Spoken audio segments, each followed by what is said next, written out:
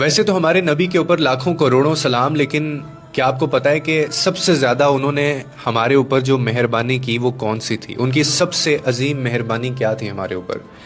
وہ یہ تھی کہ اللہ تعالیٰ ہمارے گناہوں کی وجہ سے ہمیں فوراً عذاب میں نہیں پکڑتا۔ نہ زمین پھٹتی ہے، نہ آسمان گرتا ہے، نہ ہوا رکتی ہے، نہ پانی خشک ہوتا ہے، اور یہ سب کچھ اس ایک ہستی صلی اللہ علیہ وآلہ وسلم کی دعا کا اثر ہے جو ہم سے بے حد محبت کرتے ہیں۔ اللہ تعالیٰ فرماتا ہے کہ اگر میں ہر گناہ پر لوگوں کو فوراً پکڑ لوں نا تو زمین پر کوئی جاندار باقی نہ رہے، لیکن ہم پھر بھی باقی ہیں۔ کیوں؟ کبھی سوچا آپ نے؟ کیونکہ ہماری نبی صلی اللہ علیہ وآلہ وسلم نے اللہ سے دعا کی تھی کہ یا اللہ میری امت پر وہ عذاب نہ نازل فرما جو پہلی امتوں پر آیا تھا۔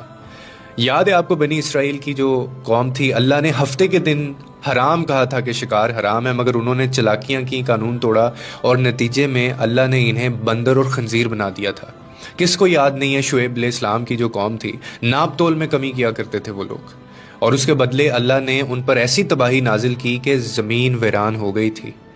یہ ان کو سزا ملی۔ اور اس کے بعد قوم لوط علیہ السلام کی جو قوم تھی، بدکاری عام تھی، اب بدکاری عام ہو گئی، انہوں نے اللہ کے نبی کی باتوں کو جھٹلایا تو آسمان سے نا پتھروں کی بارش ہوئی تھی، اور ہر پتھر پہ ان کا نام لکھا ہوا تھا، سب ختم ہو گئے تھے۔ اور اس کے بعد آتی ہے ہم لوگ، ہماری امت آئی، اور ساتھ آئے ہمارے نبی کریم صلی اللہ علیہ وآلہ وسلم محمد رسول اللہ، جنہوں نے فرمایا کہ یا اللہ میری امت کو ویسا عذاب نہ دینا جیسا پہلی قوموں کو دیا۔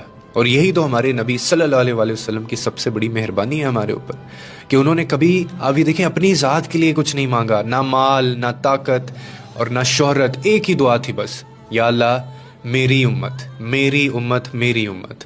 اللہ نے ہمیں نبی کریم صلی اللہ علیہ وسلم کی صورت میں ایک ایسا رہنما دیا جو قیامت کے دن بھی اپنے امتیوں کو تلاش کرے گا، اور جو اس وقت بھی یہ کہیں گے اللہ تعالیٰ سے کہ اے اللہ یہ میرے امتی ہیں، ان کو میرے پاس آنے دے۔ سبحان اللہ۔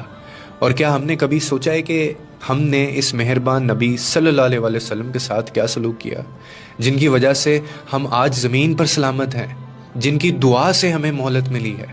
کیا ہم ان کی کہی ہوئی جو احکامات ہیں ان کو پورا کرتے ہیں، جن کی وجہ سے اللہ ہمیں بار بار معاف کرتا ہے؟ کیا ہم لاج رکھتے ہیں ان کے جتنے بھی حکم ہیں؟